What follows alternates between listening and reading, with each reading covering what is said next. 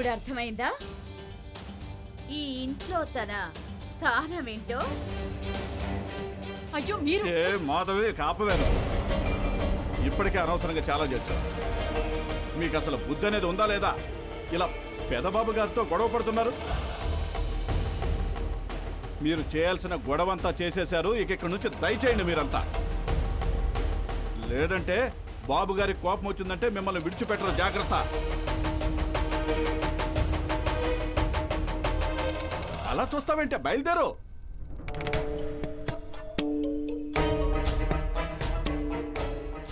వినిపించలేదా మీకు? లేదంటే గార్డెన్ పిలవాల్సి ఉంటుంది.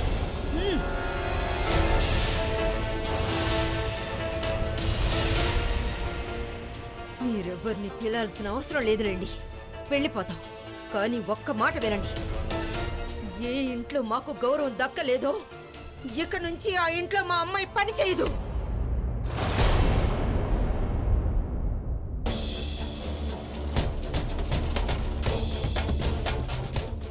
అలాగే,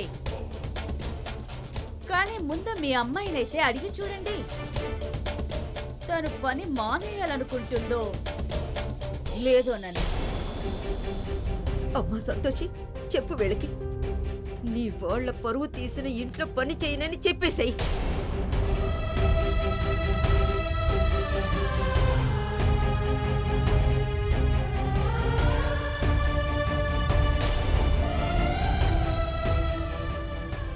సంతోషి, చెప్పుమ్మా, ఇక్కడ నువ్వు పని చేయనని మౌనంగా ఉన్నావేంటి?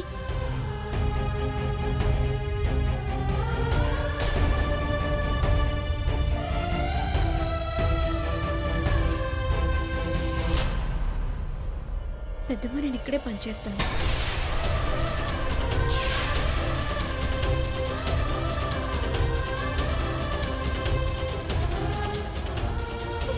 మరి దేవుడా, మా పిల్లే మారిపోయింది. చూసావా చూసావా డబ్బు ఎంత ప్రభావితం చేస్తుందో? మన సంతోషి పరాయిదైపోయింది. మన బంగారమే మనది కాకుండా పోయింది. మనం ఇంకొక క్షణం కూడా ఇక్కడ ఉండడానికి వీల్లేదు. అవునక్క, పద చెల్లి, పదక్క. జరిగింది చాలు. మీరిక్కడ దిష్టి బొమ్మలా నిలబడి చూస్తారండి. పదండి, ఓ రండి.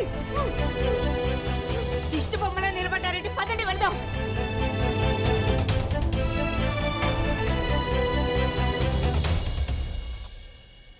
అయిందా ఈ రోజుకి డ్రామా? ఇక వెళ్ళవు. ఇక లోపలికెళ్ళి పని చూసుకో. పనులన్నీ పూర్తి చేస్తాను మధు మేడం, కానీ ఒక విషయం, నాకు పెళ్ళి, నాకు 3 రోజులు సెలవు కావాలి. ఎలాంటి సెలవు నీకు ఇవ్వను. ఎందుకే బాబు?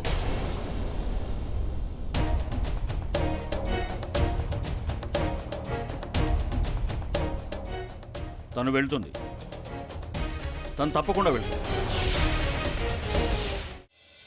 క్షమించండి, నేను మీ మాటలన్నీ విన్నాను. అది యాక్చువల్లీ నేను సంతోష్ని కలవడానికి వచ్చాను, సో బయటే ఆగిపోయాను. సర్లేండి, జరిగిన దానికి నేను మీకు క్షమాపణ చెప్తున్నాను. కానీ నిజానికి సంతోషం మీద నా ప్రేమ మోసం కాదు. అలాగే పెళ్ళి మా ఇద్దరిది, ఖర్చులన్నీ నేనే భరిస్తాను. మీరు వాటి గురించి దిగులు పడకండి. సరే, మేము బయట వెయిట్ చేస్తాం. తస్సదియా, తినడానికి మెతుకు లేవు కానీ మీసాలకి సంపెంగ నూనె కావాల్సి వచ్చిందట. చాలా బాగుంది. ఈ మధ్య నౌకర్లకి పౌరుషం బాగా పొడుచుకొస్తుందిలే. మాధవి, నోరు పారేసుకోవాల్సిన అవసరం ఏం లేదు. సంకేత్ ఈ ఇంటికి కాబోయే అల్లుడు. చాలండి, వాస్తవానికి ఆ ఇంటి నౌకరే కదా.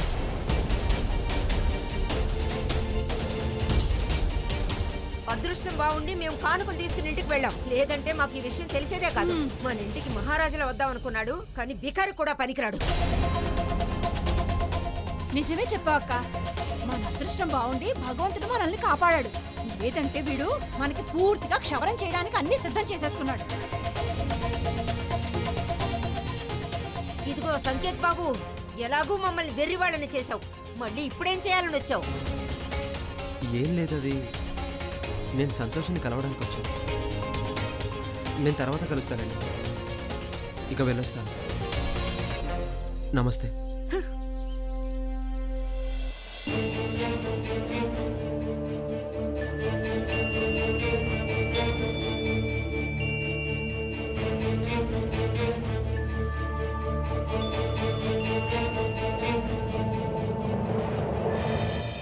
సంతోషి, అమ్మ వీళ్ళందరికీ పిచ్చెక్కినట్టుంది. సంకేత్ కూడా మన గురించి ఏమనుకుంటున్నాడో ఏమిటో. వెళ్ళమ్మా వెళ్ళు. 2 నిమిషాలు అతనితో మాట్లాడరా. నాన్నమ్మ చెప్పింది కరెక్టే. నేను వెళ్ళి ఆయనతో మాట్లాడటం మంచిది.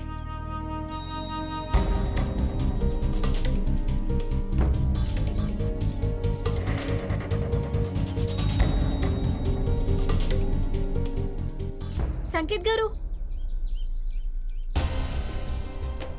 నువ్వు ఇక్కడికి ఎందుకు వచ్చావు?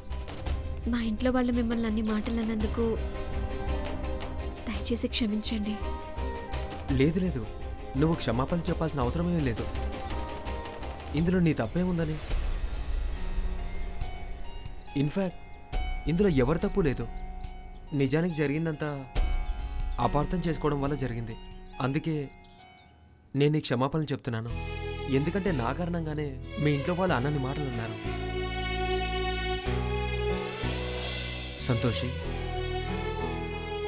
ఎంతో కాలంగా నన్ను ఓ విషయం బాధ పెడుతోంది. ఏంటి? నేను నిన్ను ఒక విషయం అడగాలనుకుంటున్నాను. నన్ను పెళ్లి చేసుకుంటున్నందుకు నీకు సంతోషంగా ఉందా? నా సంతోషాలన్నీ నాన్నమ్మ ఓకే చెప్పడంతో మొదలవుతాయి. ఆయన ఇప్పుడు కాక కూడా పెళ్లికి సమ్మతించారు కదా, ఇక నాకేం బాధ కలుగుతుంది? 1 సెకండ్.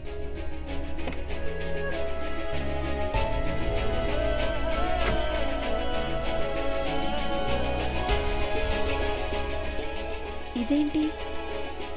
నిజానికి ఇది మా అమ్మ నీకోసం పంపించింది. అసలు ఇందులో ఏముంది? నువ్వే చూడు, చెప్పేలా ఉందో. అలాగే.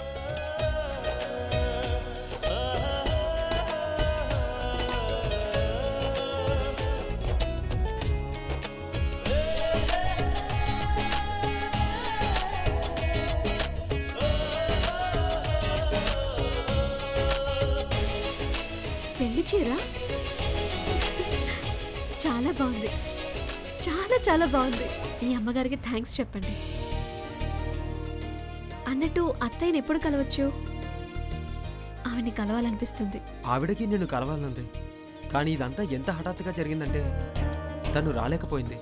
తప్పకుండా పెళ్లిలోకి వచ్చేస్తుంది. ఏం పర్లేదు. ఆ, సంతోషి, నేను నీతో ఒక విషయం చెప్పాలనుకుంటున్నాను. నువ్వు తప్పుగా అనుకోనంటేనే. లేదు, చెప్పండి. సంతోషి, నాదో రిక్వెస్ట్. నువ్వు మిశ్రా హౌస్లో పనిచేయడం, వాళ్ళందరూ నీతో బిహేవ్ చేసే తీరు నాకు అస్సలు నచ్చదు. ముఖ్యంగా ధైర్య ఇంకా మధు మేడం, వాళ్ళ మాటలు వింటేనే నా రక్తం మరిగిపోతుంది. సంకేత్ గారు, నేను మీతో ఒక విషయం చెప్పాలనుకుంటున్నాను. చెప్పు. అదేంటంటే, నేను కొంచెం అప్పు చేశాను. అది తీరేంత వరకు నేను అక్కడ పని చేసి తీరాల్సిందే.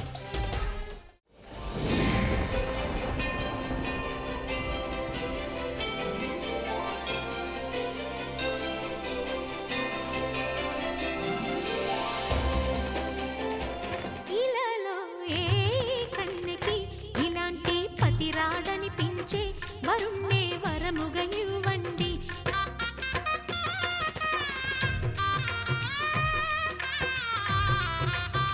మీరంతా ఎవరో నాకు తెలీదు, ఎక్కడి నుంచి వచ్చారో తెలీదు. నాకిప్పుడు ఏమనిపిస్తుందంటే, నేను సాక్షాత్తు మా అమ్మని చూసినట్టుంది. తానే నా ముందున్నట్టుంది.